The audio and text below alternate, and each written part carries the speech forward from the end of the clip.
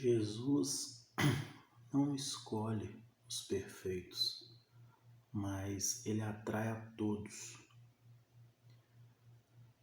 A escolha dos 12 apóstolos aqui no estudo do capítulo 10 e os seus nomes é muito interessante, que em Mateus 10, de 1 a 4 diz, tendo chamado os seus 12 discípulos, deu-lhe Jesus autoridade sobre espíritos imundos para o expelir e para curar toda sorte de doenças e enfermidades. Ora, os nomes dos 12 apóstolos são estes. Primeiro, Simão, por sobrenome Pedro, e André, seu irmão. Tiago, filho de Zebedeu, e João, seu irmão. Filipe e Bartolomeu, Tomé e Mateus, o publicano. Tiago, filho de Alfeu, e Tadeu. Simão o Zelote e Judas Iscariotes, quem foi o que traiu. Interessante que, uma observação, Pedro foi um dos mártires, Tiago também, João, é interessante que ele não menciona no livro dele, sobre o nome dele. Ele apenas se diz discípulo de Jesus. Morre com quase 100 anos depois que Jesus ressuscitou, depois de Jesus. E ele é chamado como a coluna da igreja.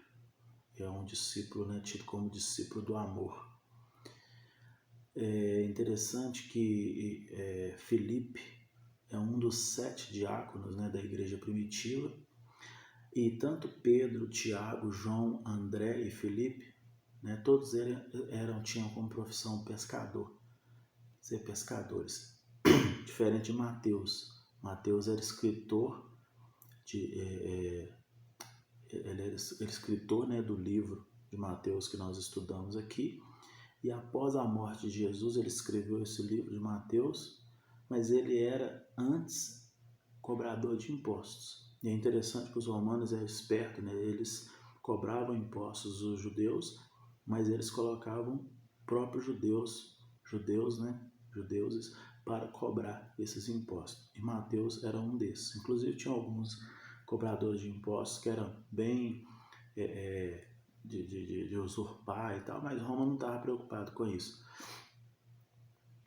Tomé também foi um dos mártires, Tinha ainda Tiago, que distingue um Tiago de outro por causa do nome do pai, deles.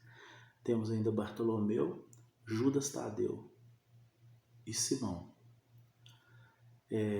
Simão também foi mártir, foi um dos mártires, quer dizer, que foi morto de uma forma assim, por causa da palavra. É interessante comentar isso, porque vários desses discípulos eles tiveram um final bem sombrio, então, para você ver que era um tempo muito difícil, muito pior, do que os dias de hoje, e pagaram um preço muito alto.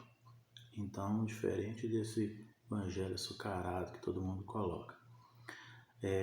Tomé, Tiago, Bartolomeu, Judas Tadeu e Simão, não se sabe ao certo as profissões dele. E é interessante que Jesus, quando ele começa o ministério dele, e depois ele vem e escolhe os discípulos, ele tinha 30 anos. E você vê que o ministério dele vai até os 33. Então, a gente entende que ele praticamente se preparou 10 anos, para cada ano de ministério. 30 anos, morreu com 33, então para cada 3 anos, para os 3 anos, 30 anos de preparo para começar o ministério. Então, 10 anos para cada ano de ministério. Então, vê que mesmo ele sendo Jesus, você vê que a tarefa era árdua. Então, havia, como tudo na vida, há uma necessidade de um preparo. E as instruções para os 12, em Mateus 10, de 5 a 15, ela diz que a estes 12 enviou Jesus, dando-lhes a seguinte instrução: não tomeis rumo aos gentios, nem entreis em cidade samaritana, mas de preferência procurai ovelhas perdidas na casa de Israel. Então é interessante que é como se tivessem procurando, né, evangelizar as pessoas que estivessem dentro da igreja. Então quer dizer, os próprios, né, de Israel que tinham se perdido. E à medida que seguirdes, pregai que está próximo o reino dos céus. Curar enfermos, ressuscitar mortos, purificar leprosos, expelir demônios, de graça recebeste, e de graça dai. Não vos provereis de ouro, nem de prata, nem de cobre nos vossos cintos, nem de alforje para o caminho, nem das suas túnicas, nem de sandálias, nem de bordão, porque digno é o trabalhador do seu alimento. E em qualquer cidade ou povoado em que entrardes, indagai quem neles é digno, e aí ficai até vos retirardes. Ao entrardes na casa, saudai-a. Se com efeito a casa for digna, venha sobre ela a vossa paz. Se, porém, não o for, torne para vós outro a vossa paz. Se alguém não vos receber, nem ouvir as vossas palavras, ou saídes daquela casa ou daquela cidade, sacudi o pó dos pés. Em verdade vos digo que menos rigor haverá para Sodoma e Gomorra no dia do juízo do que para aquela cidade. É interessante que fala aqui para não cobrar nada, né? Para não aceitar nem ouro, nem prata, né? E fazer tudo de graça, né? De graça receber e de graça dar. Então, sem criticar, sem nada, mas simplesmente salientando aqui o que está escrito, né? As admoestações feitas em Mateus 10, 16 a 23 diz: eis que eu vos digo, como ovelhas para o meio, eis que eu os envio, né? Como ovelhas para o meio de lobos. Sede, portanto, prudentes como a serpente e simples como a pomba. Acautelai-vos dos homens, porque vos entregarão aos tribunais e vos açoitarões nas sinagogas. Por minha causa serei levados à presença de governadores e de reis para lhes servir de testemunho, e eles aos gentios. Por isso eu falei dos mártires aqui, né? E quando vos entregares, não cuideis em com ou que haveis de falar, porque naquela hora vos será concedido o que haveis de dizer. Nós, diante de algum embate, qualquer coisa, a gente tem muito assim, aquela pretensão em ter algo correto para falar. Nós não temos capacidade em nós mesmos, nunca teremos, até a nossa morte. Se não vir do alto, não confie em você, porque, como dizia meu avô, né, você vai cair do cavalo. Visto que não sois vós o que falais, mas o Espírito de vosso Pai é quem fala em vós. Um irmão entregará à morte o outro irmão, e o pai ao filho. O filho haverá que desvantarão contra os progenitores e os matarão. Sereis odiados de todo por causa do meu nome. Aquele, porém, que perseverar até o fim, esse será salvo. Quando, porém, vos perseguirem numa cidade, fuja para a outra, porque em verdade vos digo que não acabará, né, de percorrer a cidade de Israel até que venha o Filho do Homem.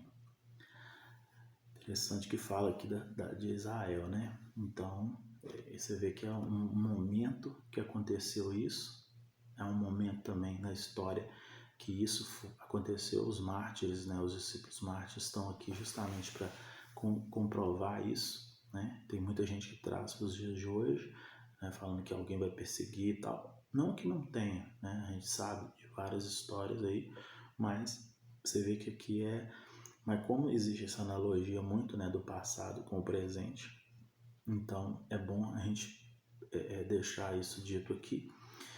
E quanto aos estímulos, né, os discípulos não estão acima do seu mestre, diz aqui Mateus 24 a 33. Nem o servo acima do seu senhor. Então quer dizer, um está acima do outro. Basta ao discípulo ser como seu mestre, ao servo como seu senhor. Se chamaram Beelzebul ao dono da casa, quanto mais aos seus domésticos. Quer dizer, quer entender que se chamaram até Jesus, né, de Beelzebul, então, blasfemando, né? Quanto mais doméstico, quer dizer, esses domesticados, quer dizer, esses discípulos, né? Ou aquele que leva a palavra.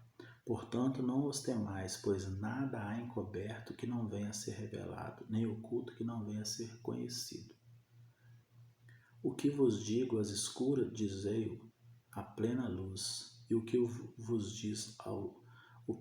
se vos diz aos ouvidos, proclamai dos eirados. Não temais o que matam o corpo e que não podem matar a alma. Tomei antes aquele que pode fazer perecer no inferno tanto a alma como o corpo. Então, do que você vai temer, né? A única pessoa que você teme é Deus. A única pessoa que talvez você poderia ter o desejo de esconder algo é dele. Você não pode esconder dele, de quem mais você pode esconder, né? Não temais, então, por isso, né, os que matam o corpo, mas não pode fazer nada com a alma. Mas ele sim pode fazer tanto com o corpo como a alma. Não se vendem 2 pardais por um asse, e nenhum deles cairá em terra sem consentimento de vosso Pai. Interessante que vem um versículo agora aqui que agora que eu conheci ele, que eu ouvia falar e queria saber se realmente estava na Bíblia. Não se vendem e quanto a vós outros, até os cabelos todos da cabeça estão contados. Não temais, pois, bem mais valem vós do que muitos pardais. Portanto, todo aquele que me confessar diante dos homens, também eu confessarei diante do Pai, que está no céu. Mas aquele que negar diante dos homens, também eu negarei diante do Pai, que está no céu. Quantas dificuldades, em Mateus 10, de 34 a 39, é narrado aqui o seguinte: não penseis que vim trazer paz à terra. Não vim trazer paz, mas espada. Pois vim causar divisão entre homem e seu pai, entre filha e sua mãe, entre nora e sua sogra. Assim os inimigos dos homens serão da sua própria casa. Quem ama seu pai ou sua mãe mais do que a mim não é digno de mim. Quem ama mais o seu filho ou sua filha mais do que a mim não é digno de mim. E quem não toma a sua cruz e vem após mim não é digno de mim. Quem acha a sua vida, perdê-la-á. Quem todavia perde a vida por minha causa, achá-la-á. E aí, no final aqui, diz ainda, no final desse capítulo 10 de Mateus, né, quanto às recompensas, no versículo 40 a 42, que diz: quem vos recebe a mim, me recebe, quem me recebe, recebe aquele que me enviou.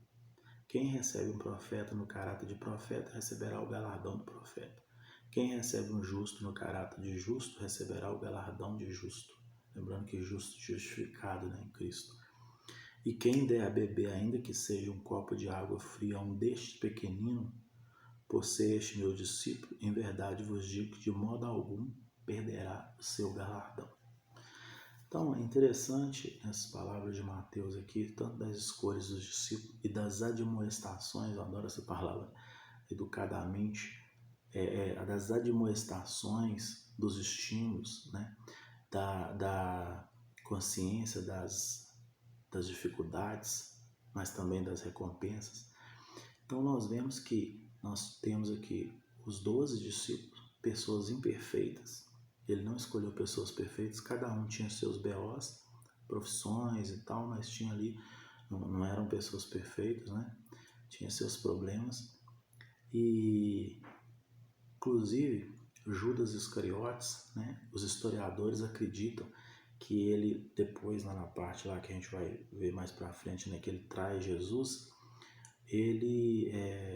tanto ele como os discípulos, inclusive quando Jesus ressuscita, depois a gente vai estudar, os discípulos fazem umas perguntas para ele, quando que ele ia instaurar o reino dele. Então todo mundo esperava que, ele faz milagre, ele faz e acontece, né? E agora ele até ressuscitou.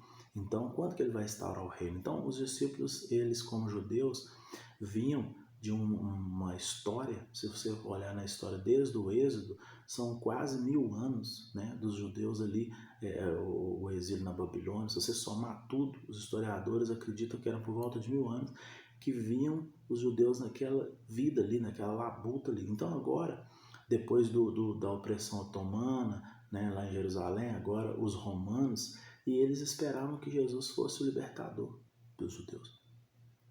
E que ele estabelecesse seu reino, matando, acabando com os romanos, tudo e tal. Só que ele, né, como nós já lemos no estudo anterior, né, ele fala sobre a lei diz, né, olho por olho, dente por dente, mas porém eu te digo, se bater ele no lado, que vire o outro, se mandar andar tantas milhas, anda o dobro. Então ele vem com essa inteligência, com essa sabedoria, sabendo que através da espada não se conquistaria nada. E ele só é falado até os dias de hoje e só causou tudo isso no mundo inteiro porque ele levantou a bandeira da paz e o amor. E ele falou, olha, tudo que vier vai vir do alto, e não por força nem por violência. E é até interessante que muitos, né, têm aqueles dois malfeitores do lado da cruz e também Barrabás como ladrão. E é interessante que no grego, que foi escrito o Novo Testamento, a palavra cripto, né, que é para ladrão, não é a palavra que é usada no grego original, e sim a palavra lestai. Essa fonte, né, é do Rodrigo Silva, lá do canal, faço menção aqui de comentar, né? O Rodrigo Silva, ele explica isso. Então, lestai, né, que é a palavra usada lá, original, que é como se fosse um revolucionário, né? Então, Barrabás, por exemplo, né, do aramaico, que vem de Bar-Abas, filho do pai, ele era do partido judeu que lutava contra a opressão romana. E ele foi preso, né, como os dois malfeitores lá da cruz, ao do lado de Jesus, por serem revolucionários, né? E nessa revolução que Barrabás provocava lá, resultou, se eu não me engano, uma morte, né? E aí eles pegaram ele como um malfeitor, mas ele não era um ladrão cripto, Lester, como se fosse um revolucionário, né? Um malfeitor, mas é visto do ângulo, né? Porque a gente tem sempre essa coisa, né? O mal é sempre o outro lado, o bom, a luta do bem contra o mal é sempre o outro lado. Então é igual quando você lê a Bíblia, justo, opa, quando fala ímpio, o outro. E na verdade ninguém lê, né, falando, opa, isso aqui eu me coloco como ímpio aqui, né? Então é interessante. Então só essa explicação, porque poucas pessoas sabem disso, para entender esse contexto. Então os discípulos eles esperavam que Jesus viesse, opa, agora o cara até ressuscitou, agora nós vamos, não, quando você vai estabelecer seu reino? Vai lá e passa a régua, mata esses romanos e vamos estabelecer o reino dos judeus agora e tal. Mas aí vem Jesus, né, e fala, olha, tudo vem do alto. E ele pregando e passando sempre essa coisa, tá, do amor. Inclusive, o único momento que ele irrita mesmo, você vê que é no templo lá, né, com os comerciantes ali, comercializando, né, no templo. Então, você vê que ele vem para trazer um evangelho muito, né, além e muito superior ao que o ser humano estava acostumado, né? Inclusive, os judeus achavam que ele ia vir como Davi, né, com a espada e acabar com tudo e estabelecer o reino. E ele fala, olha, não é por aí, né? Não é por força nem por violência, porque o do lado de cá acha que tem que estabelecer e o do lado de lá acha que... E na verdade, como dizia Sócrates, né, o mal, o que pratica o mal, às vezes ele pratica por falta de conhecimento, né? Então, nós temos que admoestar, passar informação e sempre com amor, né? Sempre pregando amor. A justiça ela vai vir, mas ela vai vir para quando essa pessoa conhecer o amor, for cativada, conhecer Deus, ver o amor dele, e aí na hora que ela estiver nesse grau, né, de entendimento, aí ele vai trabalhar. Não sou eu, não é você, ele, o Espírito dele vai fazer todo o trabalho. Então, com isso a gente fecha aqui esse estudo, né? E, inclusive, só finalizando, né? Judas, por exemplo, os historiadores acreditam que ele traiu Jesus porque, né, como eu coloquei aqui, todos os discípulos esperavam que Jesus tivesse uma ideologia de os libertar da opressão romana, e por isso Judas, segundo os historiadores, ele trai acreditando que, opa, eu vou colocar ele numa situação difícil, aí ele vai usar o poder dele e vai acabar com esse pessoal e nós vamos conseguir o que a gente quer, que é libertar desse povo romano, dessa opressão romana, né? Porque agora ele está poderoso, até ressuscitou e tal, né? E vai levantar e vai matar esses soldados todos aí que eu entreguei e vai tentar prender ele. Só que ele se frustra, porque ele vê que ele não faz assim. E aí ele fica perdido, né? E vai lá e joga as moedas lá e se enforca. Então, os historiadores ele tem essa visão. Não é passado aqui na Bíblia, mas faz sentido se você ver o estudo ali, que a ideia dos judeus e dos discípulos sempre foi essa. Por isso que eles ainda esperam o Messias, né? Dizem, né, que eles esperam ainda o Messias. Por quê? Porque eles têm essa concepção de que ele viria para fazer,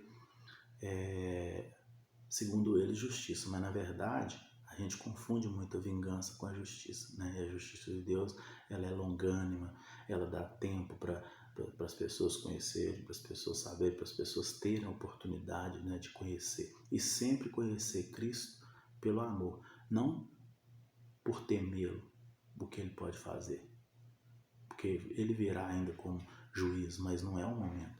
Agora é a hora de conhecer ele. E o que me fez aproximar de Cristo é o amor dele, e não o medo. Então isso que é uma coisa legal sempre de se propagar. Amém?